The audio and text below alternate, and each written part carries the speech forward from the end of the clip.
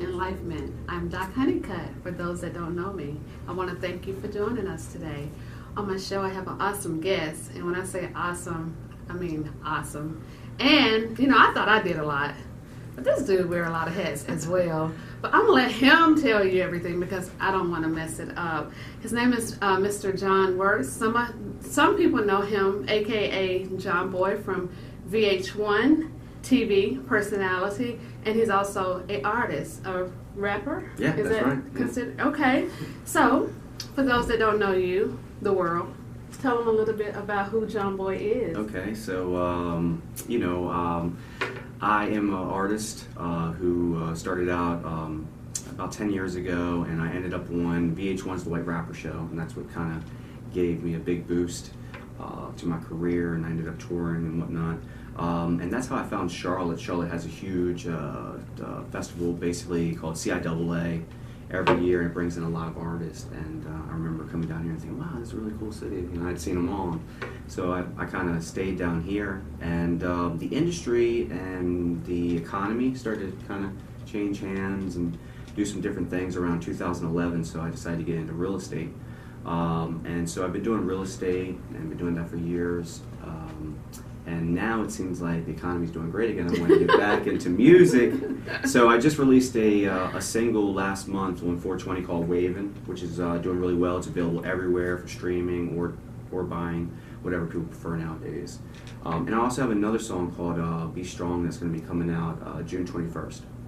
So, how did you get branded as Jon Boy? It was actually what people called me my entire life. Really? So by the time it came to, you know, what is going to be your artist name, everybody had just been calling me Jon Boy. It wouldn't have been good for marketing to just switch up and give myself some different rap name.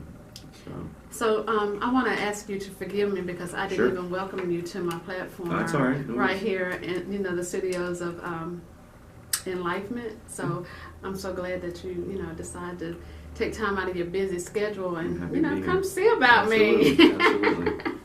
So tell me, how was it being a part of the reality TV It was a lot of genre? fun. Our show came out like right after making the band. So when I found out that I'd made on the show and I was in the top 10, I was like, oh, we're gonna go to Manhattan. It's gonna be luxury everything. But we ended up actually out in the South Bronx.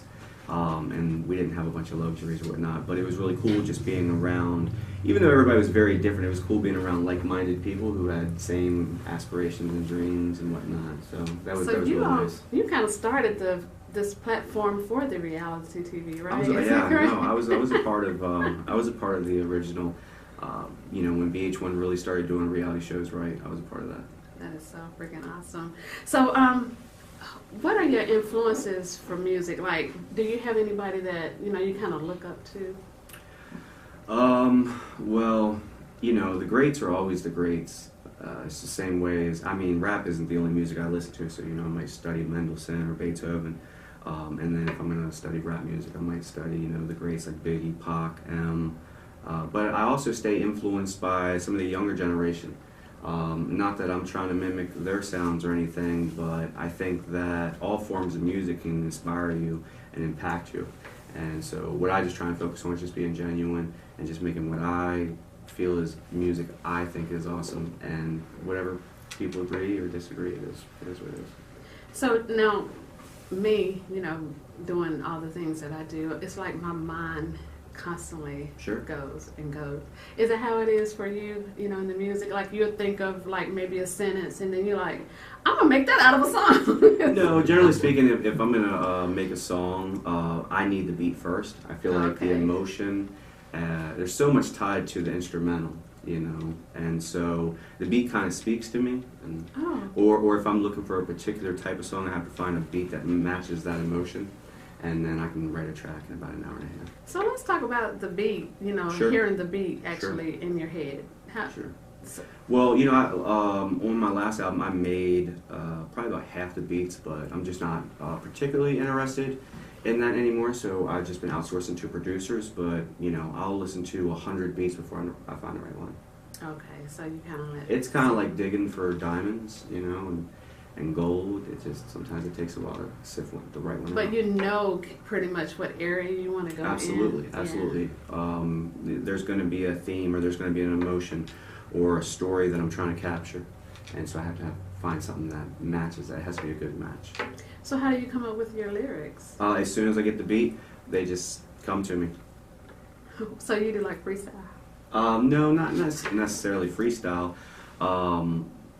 What I'll do is I'll just listen to the music and vibe out to it, and I'll just hear the words. They'll just come to me.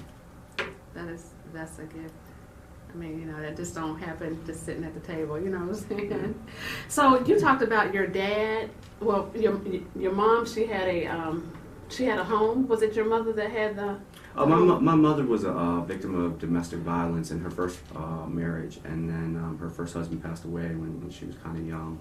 And then so when she got with my father was an excellent earner, and so she had a lot of means. They had a lot of businesses, everything from video stores, restaurants, clubs, construction, I mean, you name it. And so my mother was kind of the woman who would take women in, give them a job, let them stay at her house, get them on their feet, actually basically make them independent. And, it didn't always work out, but when it did, it was like the most beautiful thing you ever see. So what was that experience like for you, kind of being in the house, with your mom, and she's such a giving person, so. It becomes a part of you. I remember hearing the doorbell ring, and I would answer it, and might be some crying kids and an unfortunate lady with a swollen eye. And it would be very tragic.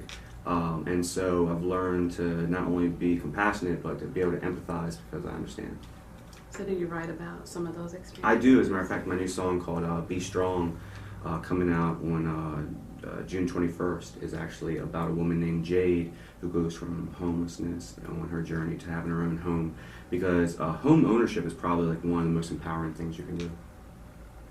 Okay, so in your bio also you talked about transitioning to Charlotte. Mm-hmm. So could you elaborate on that? Do you think that was like a great move for you? Oh, I love it. No, yeah, I love Charlotte. I grew up in kind of a small town, even though I was born in Baltimore.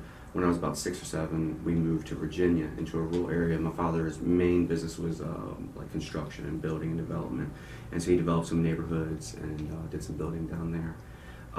So Charlotte kind of has a small town vibe to me. It's like a big city, but it's kind of like a small town, as opposed to like some other cities where it's just city on top of city on top of city. So Charlotte just kind of felt like home to me. So I just need to know for myself, because I'm getting into this great media world as well, and millions of people know who Jon Boy is. So how do you stay humble, kind of rooted and grounded in Sure. in yourself? I feel like everything's ups and downs, and I would say that the peak of my fame currently was probably when I was on the TV show, and now I'm headed back in the same direction, and I'm sure I'll overcast that. But at the time, I just still looked at myself as just who I was before. I've always been the same person, and I believe that being genuine is very important. When you try and be genuine, people try and push you into things that they consider safe, like pigeonhole you into certain styles or whatnot. But as long as you're genuine, it's very easy to just be yourself and just stay away from the pack. So you always just kind of stay true to you. Exactly. And a lot of people, a lot of musicians, a lot of the rappers, they get caught up in who they are then at that time, Sure. and they just kind of lose themselves. Mm-hmm, so absolutely. do you have any like famous words that you could help somebody just stay true to you? Well, we're human, so if everybody starts treating you nice, it's natural for it to kind of make you feel a certain way, or if you're able to buy certain things that you weren't able to buy before. If you're, admiration is a very nice feeling, but these things are like anything else. I mean, if you just eat ice cream every day, then it'd be bad for your health. But a little bit of ice cream here is good. You just have to stay focused on being healthy, and it's not healthy to let a bunch of things like that go to your head.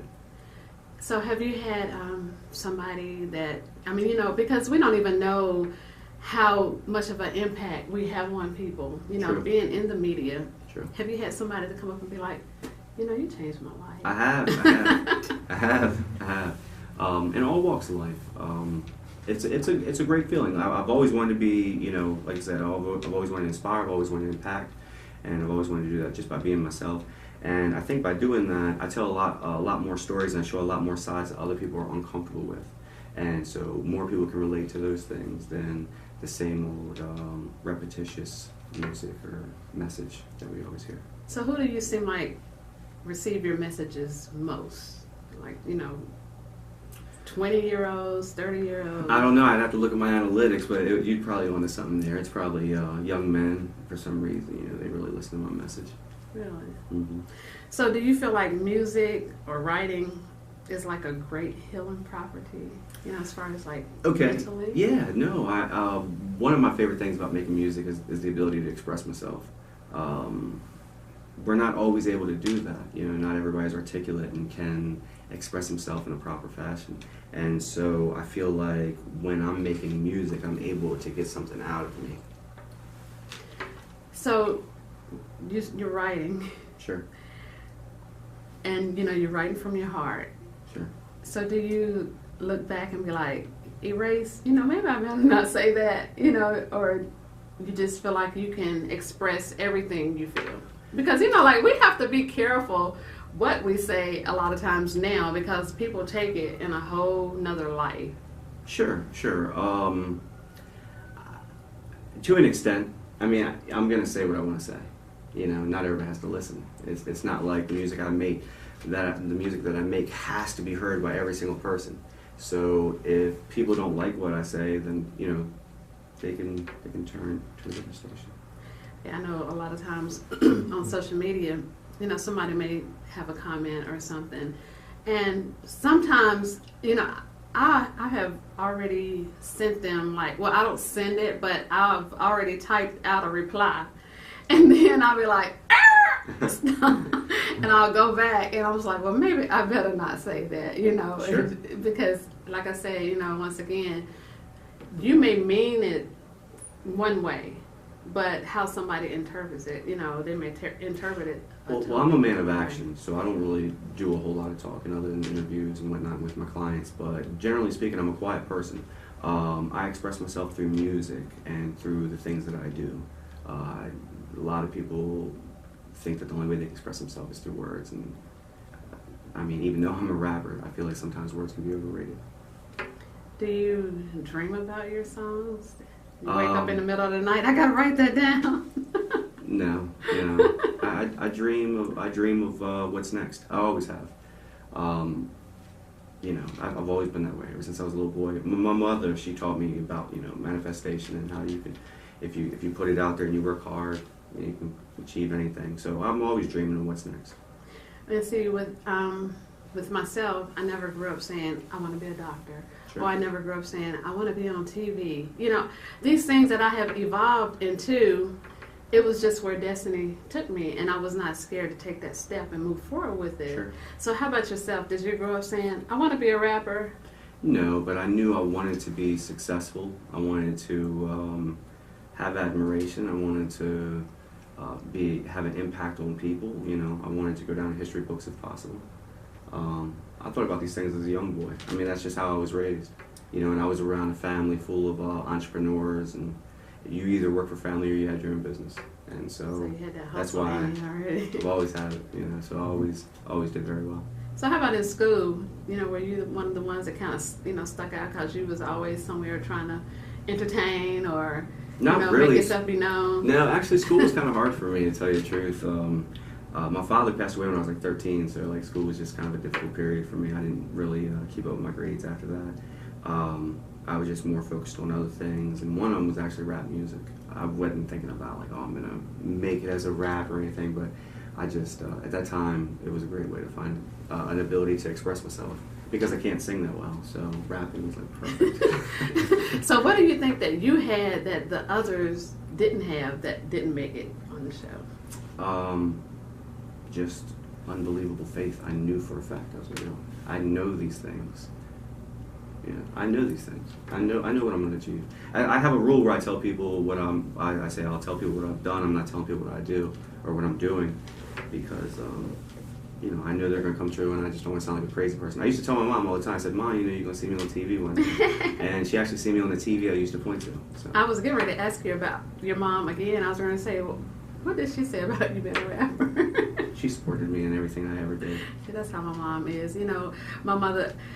Everything, one day I woke up, I was like, Mama, I want to be a doctor. She was like, go for it. Everything that I've always said that I wanted to do, she was like, go for it. I got your back. Yeah. And I went to school for 12 years. My mother kept my children.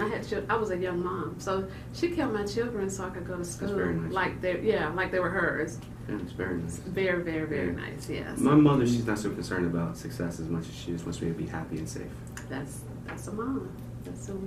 That's what moms are for, just to give us that support. And like I said, I would not be the woman that I am today without mine. So, okay, so you got this other side of your life. We talked about the music side, but we do have another side. So it's only fair that we touch on the business real side estate. as well. Yeah, right. So tell us. I just wanted you to give us some do's and don'ts. Because really, like you said, buying a home.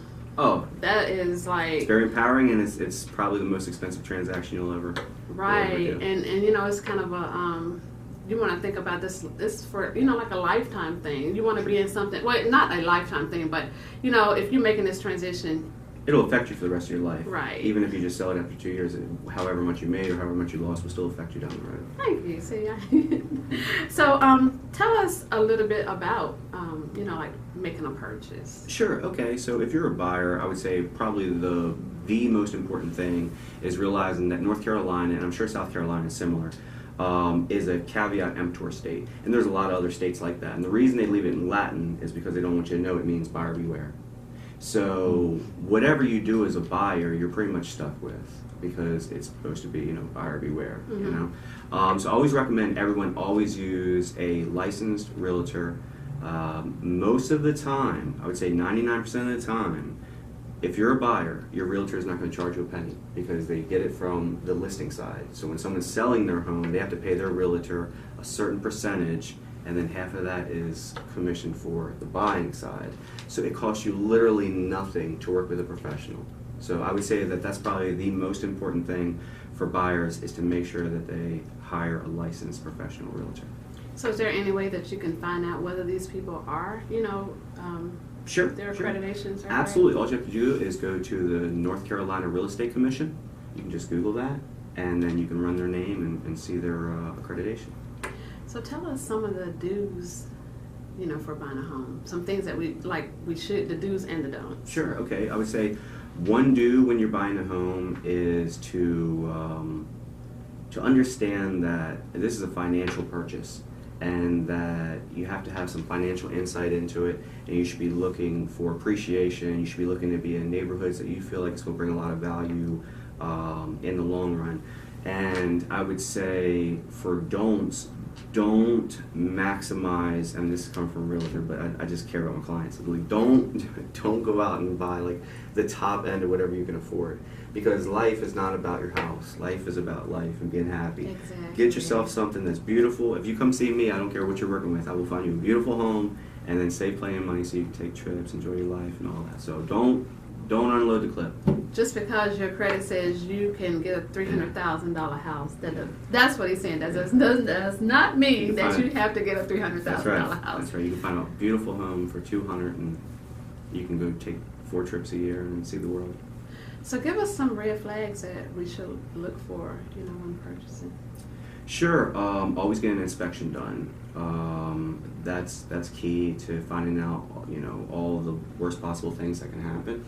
Make sure that you have your lending set up ahead of time. The market is so competitive right now that unless you have like at least a pre-approval letter, they won't even take your offer serious. Another big time red flag for when you're buying a house is to what I like to do is I like to see if something like if it was already under contract and it fell through. Well, why did it fall through? That deserves a little investigation.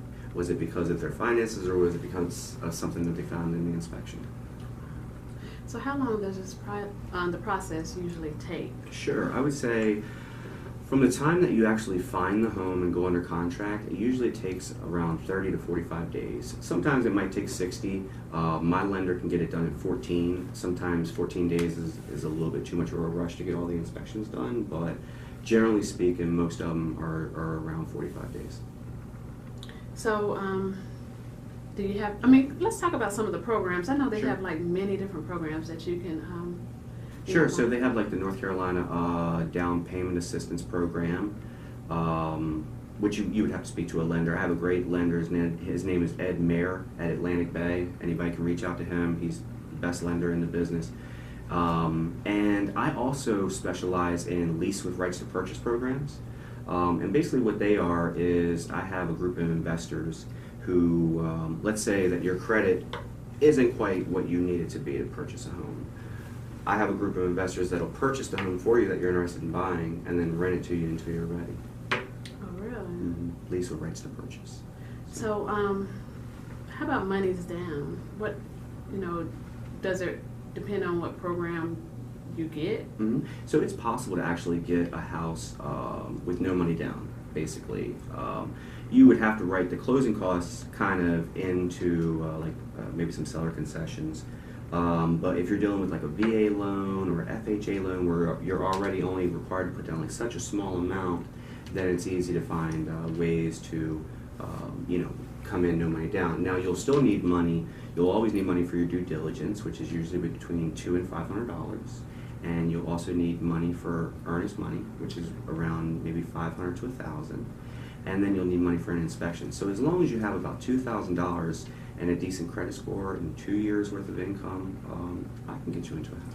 So let's talk about the earnest money for people that don't know what that is. Could you just tell us what it is? Sure, it's also known as good faith money. So the pre-approval letter is great and everything, but a lot of times the seller wants to make sure that you have money in your account. So they might ask you to put $1,000 in escrow just so they can see that you do have funds. So let's talk about what is, give us some of the hottest areas in Charlotte that, that's popping. Yeah, absolutely. Well, generally speaking, they say the closer you are to the middle of the city, the more sound your investment is. And the middle of our city would be Trade and Tryon. So anything in Uptown is great, Plaza Midwood, Noda, South End, those are all pretty much give-me's.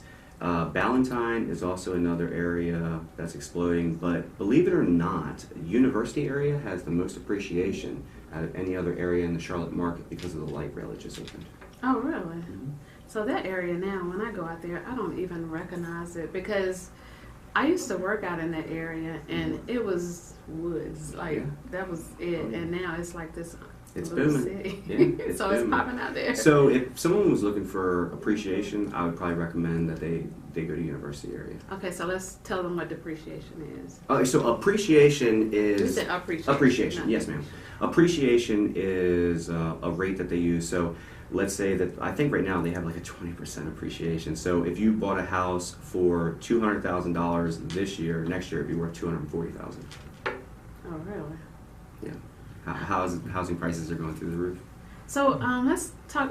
What's going on with them putting all of these like high-rise apartments up? Is that the thing to do now? That is.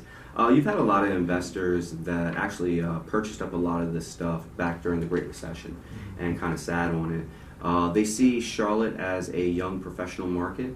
We have a lot of people who come to Uptown and live in Uptown for about 3 years, build their resumes, and then move on to larger cities like New York and Chicago and LA. So they see that in Uptown, there's not exactly the greatest demand for buying as it might be in the surrounding areas. So that's why you're seeing so many high-rise apartments.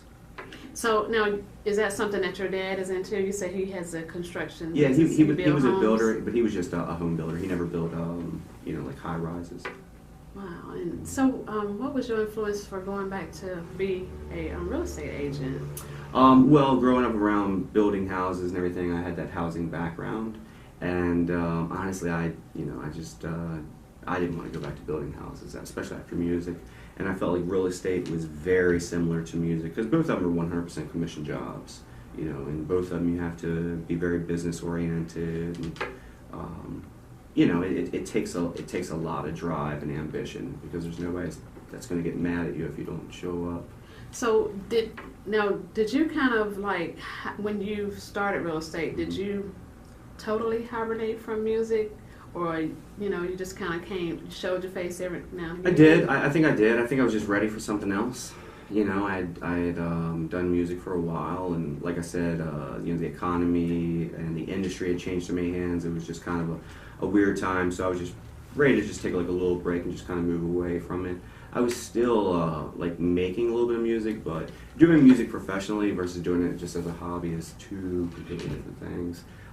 So I wanted to focus on real estate because I had heard that real estate is very hard to get into, but very lucrative once you're in it. And so I just wanted to really just focus on that one thing. But now that real estate is going very well, I'm able to focus on multiple things. Wow. You know what? You're going to have to come back because that's our show. Time flies when you're having fun. We want to thank you for joining us here in the Wake Up Call Radio and TV Network. Would you come back? Absolutely. I got to get you before everybody dig in because I know they're going to be getting you soon. That's good. But thank you for joining us. Join me right here every Winning Wednesday on the Wake Up Call Radio and TV Network because when I say we are growing, y'all, this network is growing. And you know what else is doing? You know my sign. It's winning. Clear.